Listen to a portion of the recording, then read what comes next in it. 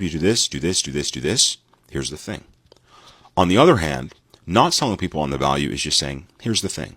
The problem is there's so much value, there's so many videos that people don't care about value anymore. They need to know how the value is going to help them.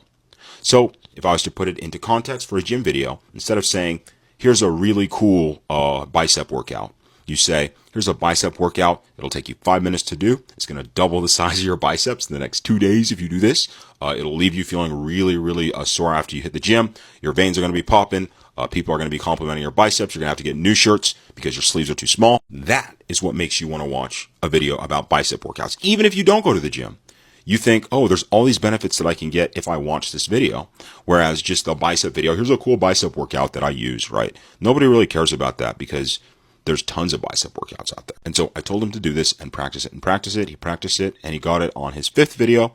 The video did really, really well, did like 100K views, got him a bunch of followers, and so he was happy about that. If you want to build a personal brand that actually lasts, gets you recognized inside of rooms, gets people coming to you to ask you questions as the expert, you need to watch this video and explain exactly how I built my personal brand that's got around 175,000 followers. Now I do content full-time. I'm traveling. I work maybe 4 hours a day. I've been offered positions as a content strategist. I've had people reach out to me to ask me to promote their platforms, etc. And this is because I didn't focus on building a personal brand as something that people could look at and be like, oh, such a cool personal brand, Levi. I built a personal brand to solve a problem for people. I want to transform people with my content. I want to get them from here to here. And in doing so, a viewer, when they see my video, if they're actually transformed, if they actually learn how to make better content, they get a piece of insight that they know will help them, they will then follow me and be willing to support me. And as they are willing to follow me and support me, they will help out my future videos. They might even buy from me. That's what a personal brand consists of. It's not that you have this cool image or like you're an idol or a statue that people bow down and worship. No, it's that you are helping individual people one at a time. But that group of people comes together and they say, we are the supporters of your personal brand because we support the work that you're doing because it's helped us. If you want to build a personal brand, do not start with the brand you want to have. Start with the problem you want to solve. Start with the change you want to make in people, and then make videos helping people make that change, giving everything away for free. When you give everything away for free, people will pay you to tell them specifically how it applies to their life, and that's how you monetize. Not harder than that. If you want my help to build a personal brand so you can do some of the things that I talked about inside this video, links in my bio, I'll help you build a content strategy, a monetization strategy. I'll help you just figure out your goals overall with content. I love seeing people create content and blow up with content. And if I can be part of helping you do that, I would love to do it. That's why I post these videos. I've got tons of videos here. And that's why I run a program called the Creator Clarity Program. We've been running for about 3 years and we've helped around 200 creators. So if you want my help to go full-time with content and build a really strong personal brand, link is in my bio. I'll talk to you soon.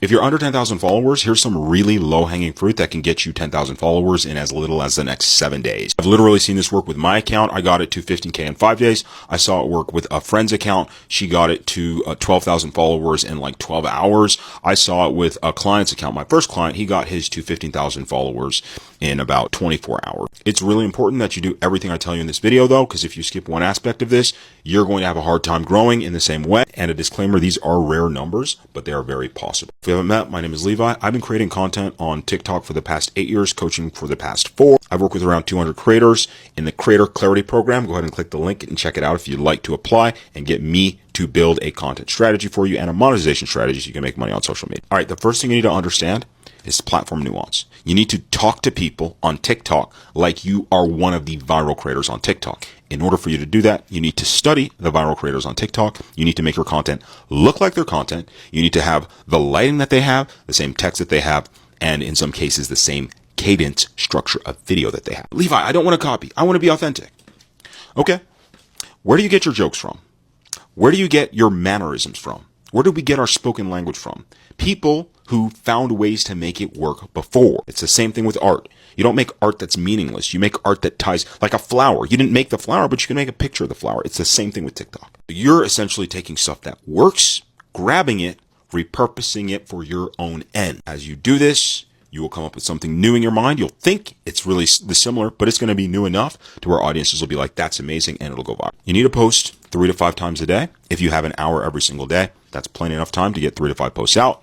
If you're making long posts or posts, that take a long time in between, make filler posts, right? So if you make a ton of art, not every post has to be art. You can talk about the art. You can do other things. Hashtags, use the same hashtags that the people you study are using. And as far as studying people, you need to understand it does not matter if somebody went viral 2 years ago. In 2024 is when they blew up. And they're my favorite creator, and I'm going to make content like them because they're my favorite creator and they blew up in 2024. The content meta is very different now, right? And so if you see somebody with 2 million followers getting 50,000 views a video, that's a very, very low number. You need to find somebody with 10,000 followers getting 100,000 views per video. That's how you know this person knows what they're doing on social media and the content format is something that actually works.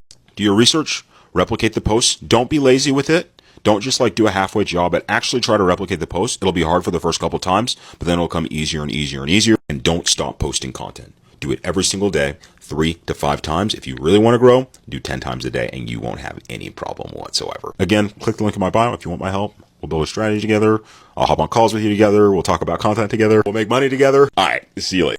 If you're under 10,000 followers, this is the amount of times you should be posting on TikTok every single day if you want to hit 10,000 followers in the next 30 days. I promise if you do what I'm about to tell you, you're going to see some legitimately insane growth. But if you skip one aspect of what I tell you, it's going to be hard because all this stuff works together. For context, my name's Levi. I've been creating content on TikTok for the past 8 years. I've been coaching for the past 4. The last accounts I had hit 14,000 followers in under a week. One of my first clients went from 900 followers to 14,000 followers in a day off one content recommendation. So it's definitely possible. Follow me. Let's get into it. You need to understand that posting frequency is like a lottery ticket, except you get to change the numbers every single time. So you can start with one idea and then you can start with another one and another one and another one until you find an idea that really resonates with people or until you have the clarity to say, oh, this is something people really want to know. I'm going to show it to them. So the correct answer to the question, how often should I post on TikTok, is as much as you can without burning out. If a post takes you 5 to 10 minutes to make 5 to 10 posts a day. You have the time to do that. If a post takes you an hour to make, try to make one a day, maybe one every other day. The way you have to look at it is you have to post content until you figure out what works. There's nothing else that's going to help, right? Sitting back and just thinking in your mind isn't really going to get you the clarity that you want. Posting once a day or once every other day, if it's not working for you, if it takes you 5 to 10 minutes to make a post and you're posting once every other day, do you even really want to grow? Why am I working harder than you if I have more followers than you? Why do I have more posts up on social media? You should be working harder than me. So post frequency is very important. The next thing you need to start doing is just forget about the idea of being authentic, forget about the idea of standing out, forget about the idea of being different. And instead what you want to try to do is blend in. So if your strategy so far has been, I'm going to put this fancy caption on, I'm going to put this title font on, I'm going to put these weird things that'll try to make me stand out, people already, they can see right through that. They already know that the message of whatever it is probably not going to be that good if you're trying to distract them with captions and fancy fonts and things like that. And I would like to challenge your idea of authenticity because a lot of people have this idea that authenticity